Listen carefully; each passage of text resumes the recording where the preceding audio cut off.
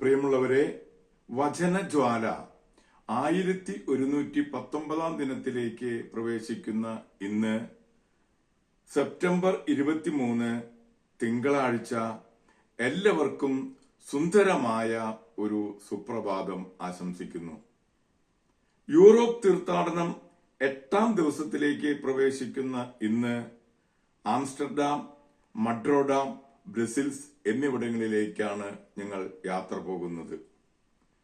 ഇന്നത്തെ വചനവായനയിൽ 2 മക്കബായരുടെ പുസ്തകം 8ാം അധ്യായം 1 മുതൽ 12 വരെയുള്ള തിരുവാക്യങ്ങളാണ് നാം ശ്രവിക്കുക. മക്കബായ വിപ്ലവം. മക്കേബോയൂസ് എന്നുകൂടി വിളിക്കപ്പെടുന്ന യൂദാസ് തന്റെ സ്നേഹിതന്മാരോട് കൂടെ ആരുമറിയാതെ ഗ്രാമങ്ങളിൽ പ്രവേശിച്ച് ചർച്ചക്കാരെയും യഹൂദ വിശ്വാസത്തിൽ തുടർന്നു പോകുന്നവരെയും വിളിച്ചുകൂട്ടി. 6000-ഓളം പേരുടെ ഒരു സൈന്യമുണ്ടാക്കി. എല്ലാവരാലും പീഡിപ്പിക്കപ്പെടുന്ന ജനത്തെ കടാക്ഷിക്കണമെന്നും അധർമ്മികൾ അശുദ്ധമാക്കിയ ദേവാലയത്തിന്റെ മേൽ കരുണ കാണിക്കണമെന്നും അവർ കർത്താവിനോട് പ്രാർത്ഥിച്ചു. നശിച്ച് നിലം പതിക്കാറായിരിക്കുന്ന നഗരത്തോട് ദയ തോന്നണമെന്നും കർത്താവിങ്കിലേക്ക് ഉയരുന്ന രക്തത്തിന്റെ നിലവിളി ശ്രമിക്കണമെന്നും നിഷ്കളങ്കരായ പൈതങ്ങളുടെ ക്രൂരവധവും അവിടുത്തെ നാമത്തിനെതിരായ ദൂഷണവും അനുസ്മരിക്കണമെന്നും തിന്മയോടുള്ള അവിടുത്തെ വിദ്വേഷം തെളിയിക്കണമെന്നും അവർ തുടർന്ന് പ്രാർത്ഥിച്ചു. മക്കബേയൂസ് സൈന്യം ശേഖരിച്ചതോടെ വിജാതീയർക്ക് അജയ്യനായി കഴിഞ്ഞു. കാരണം കർത്താവിന്റെ കോപം കരുണയായി മാറിയിരുന്നു.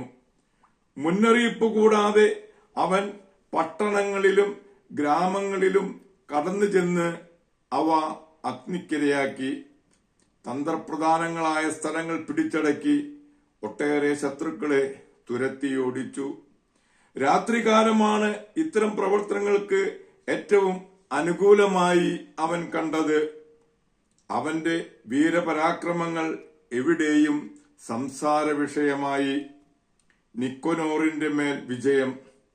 യൂദാസ് മേൽക്കുമേൽ ശക്തി പ്രാപിച്ച് മുന്നേറുന്നത് മനസ്സിലാക്കിയ ഫിലിപ്പ് രാജപക്ഷത്തേക്ക് സഹായം അഭ്യർത്ഥിച്ചുകൊണ്ട് ദക്ഷിണ സിറിയയുടെയും ഫെനീഷ്യയുടെയും ഭരണാധിപനായ ടോളമിക്ക് കത്തെഴുതി. യഹൂദ വംശത്തെ ഉന്മൂലനം ചെയ്യാൻ ടോളമി ഉടനെ നിക്കോനാറിനെ നിയോഗിച്ചു. അവൻ പത്രോക്ലസിന്റെ പുത്രനും രാജാവിന്റെ മുഖ്യമിത്രങ്ങളിലൊരുവനുമായിരുന്നു. വിവിധ രാജ്യക്കാരായ 20,000-ൽ പരം പടയാളികളെയും പട്ടാള സേവനത്തിൽ പരിചയസമ്പന്നനും സൈന്യാധിപനുമായ ജോർജിയാസിനെയും ടോളമി അവനോടുകൂടെ അയച്ചു.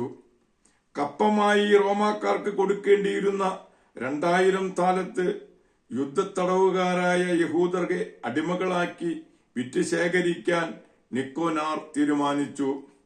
1 താലന്തിന് യഹൂദരായ 90 അടിമകൾ വിൽക്കപ്പെടുമെന്ന് അവൻ തീരദേശ നഗരങ്ങളിൽ ആളയച്ച് പരസ്യപ്പെടുത്തി. സർവശക്തന്റെ ശിക്ഷാവിധി തന്റെ മേൽ പതിക്കാറായെന്ന് അവൻ അറിഞ്ഞില്ല. നിക്കോനേറിന്റെ പടയേറ്റത്തെക്കുറിച്ച് അറിവ് കിട്ടിയ ഉടനെ യൂദാസ് അനുയായികളെ വിവരം ധരിപ്പിച്ചു. ദൈവത്തിന്റെ തിരുവചനമാണ് നാം ശ്രവിച്ചത്.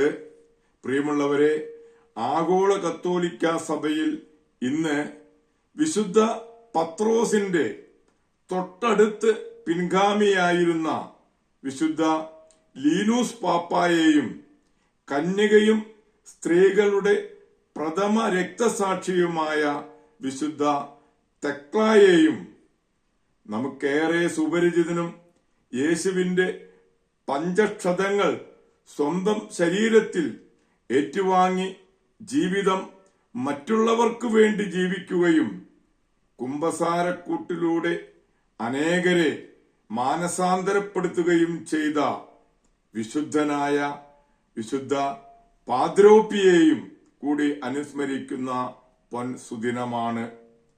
ഫ്രാൻസിസ് അസീസിയെ കർമ്മം കൊണ്ടും വാക്കുകൊണ്ടും അനുകരിച്ച വിശുദ്ധ പാദ്രോപ്പിയോ 16-ാം വയസ്സിൽ കപ്പൂച്ചിൻ സഭയിൽ ചേർന്നു. 23-ാം വയസ്സിൽ വൈദികനായി. ദൈവസ്നേഹത്തിലും പരസ്നേഹത്തിലും നിറഞ്ഞ പാദ്രോപ്പിയോ മനുഷ്യരക്ഷയ്ക്കായി അക്ഷീണം പ്രയത്നിച്ചു. വിശുദ്ധ ബലിയാണ് എല്ലാ ശക്തിയും അദ്ദേഹം സംഭരിച്ചിരുന്നത്. ദൈവമഹത്വവും ആത്മാക്കൾ രക്ഷയുമായിരുന്നു ജീവിത ലക്ഷ്യം.